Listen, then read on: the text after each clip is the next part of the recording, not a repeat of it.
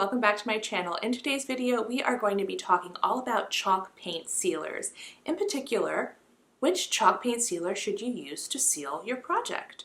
So if you're new to my channel, welcome. I'm Justina. I create home decorating, DIY home improvement, and lifestyle related videos. So if you enjoy this video and would like to see more, please hit that subscribe button and join our YouTube family. Also, you can find me on Instagram. My handle there is the same here, at Miss Justina Marie. So if you've been with me for a while, you know that I'm a chalk paint aficionado. I've used different kinds of chalk paint on different kinds of surfaces for several years now, and I've used quite a few different kinds of sealers as well. So I have a lot of information that I'd like to share with you about chalk paint sealers and which ones I think you should be looking at. Each one of these products works best on certain types of surfaces and certain types of projects. So in today's video, we're going to be going over all three: wax, polyurethane, and polyacrylic, what each of them does and how they work, the pros and cons of each, and then which one I think you should be using for your chalk painting project. And then at the very end of this video, I'm going to talk about two products that are kind of newer to the market that you might want to consider. And those two products are Rustoleum's Chalked Paint Clear Matte Finish and Annie Sloan's Varnish, which just came out in 2019. Okay, so let's get into the video and talk about the three main types of chalk paint sealers: wax, polyurethane, and polyacrylic. Now, wax comes in clear and in dark. Wax is meant to bring out the richness, bring out the color, the depths of color in chalk paint. And in Annie Sloan in particular, her colors are absolutely beautiful. She is the originator of chalk paint. She is an artist, and her colors are so vibrant. And so the wax is meant to bring out the color and meant to really make the color even more beautiful. Wax is applied just as you would wax a car. You buff it in and then you wipe it off. And the more you buff, the more of a sheen you'll get. So if you want more of a matte finish, you just kind of wipe it on and then you wipe it off. And then if you want to go more satin, or you won't really get a high sheen, but if you want sort of like a semi-gloss, you keep buffing it in, buffing it in. It takes about 24 hours for it to harden, where you could place something on it, but it takes about a week for it to fully cure or harden. The pros of wax is, like I said, you get that beautiful depth and richness of color. If you're using dark wax, then all of the texture of your surface is going to shine through. That's definitely a benefit if you're doing maybe a historical piece, a vintage piece, say something like a French provincial piece, or if you have a taste that's like a Tuscan style and you want to bring out like the grain in the wood, or say a specific painting technique that you used, say you used stippling technique on your project, or say you have a very ornate sort of surface where you want to really bring out all of the details or the texture, then dark wax is really going to give you a beautiful look, and it's going to deepen the color and darken the color. The other pro about wax is that it doesn't leave any kind of residue. So what I mean by that, and as I'll explain later, polyurethane can leave a little bit of a yellowy look, and polyacrylic can leave a milky look. So wax doesn't do either. It's also extremely easy to apply. You really can't make a mistake. So those are the pros of using wax. The cons, however, is that Annie Sloan's wax is very expensive. So I have some clear wax right here, and for a small container like this, it cost me $27.50. The other con with wax is that out of the three, wax, polyurethane, and polyacrylic, it is the least durable. I would never want to use it on a surface that is going to get hot. I learned that the hard way. I have a dining room table that I really love. It's been chalk painted, and I waxed it. And if I were doing it again, which I probably will be doing again, instead of waxing the tabletop, I would be using a polyacrylic instead. And the reason why is because the wax does not stand up to heat. If you place a really hot coffee cup on the wax, or if you place, I did something kind of stupid. In a rush, I needed to iron a shirt for my son, and I just put down a couple thick towels and ironed the shirt right on the dining table, and that wax melted. Because it's wax, it's going to melt. So if you're doing, say, a piece for a bathroom, a kitchen, pretty much a tabletop surface, I would stay away from wax for those types of things. If you're looking for durability and long-time durability, I would definitely go with polyurethane or polyacrylic over wax. Now, polyurethane is usually an oil-based varnish. It does sometimes come in a water-based form. It also comes in a spray like this, and I use this spray on my pisanki eggs, which are the very ornate Ukrainian Easter eggs that are decorated and done with a batik dye. If you're interested, I'll link a video about that I've done below. But in any case, this is what I use to seal those. It's not a chalk paint project though, because it gives me a really high sheen and I'm doing something that's round and needs to be moved around. But I wouldn't recommend using a spray on, say, a furniture piece, because you might get a lot of drips if you're not really good and careful with the spray. But some people like using the spray version for furniture pieces, and if they do, that's fine, but I think that's a little bit of a dangerous route to go. I don't have enough control over the spray as I do a paintbrush. And the way polyurethane works in its like simplest terms is that it's basically like a liquid plastic. So you apply it over your surface, it hardens, and it hardens into like a plasticky sealant. Now, the pros of polyurethane: it is the most durable out of these three. Out of wax, polyurethane, polyacrylic, polyurethane by far is the most durable. It stands up the best to heat and it stands up the best to water. So that is the biggest pro. The other is that it's far less expensive than Annie Sloan's wax. The cons. This is a big one to me. The biggest con with using polyurethane is the toxicity. It is very high in VOCs, which is volatile organic compounds.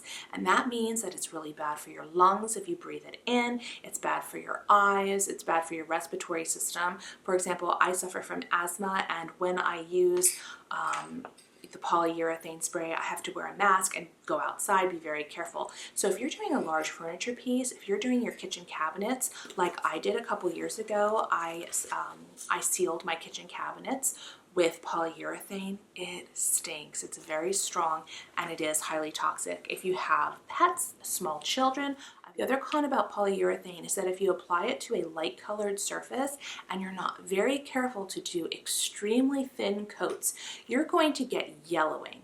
And that yellowing is going to show up in little drip marks and little clumps, and then over time your piece is going to yellow. I did my kitchen cabinets in polyurethane a few years ago, and they did really well for about a year and a half, almost 2 years.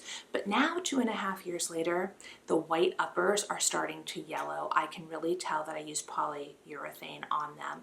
And so if you're doing a light piece of furniture, for example, I would definitely steer clear of using polyurethane unless you are so careful and if you don't care about the toxicity. The one caveat though is if you're doing something, say, in your bathroom. Now, chalk paint, Annie Sloan's chalk paint in particular, can be applied to surfaces like tile. So say you have old tile in your bathroom, you don't have the budget to rip it out and put in new tile, you can paint your tile with chalk paint, but then you definitely want to seal it with polyurethane because that's going to stand up the best to water.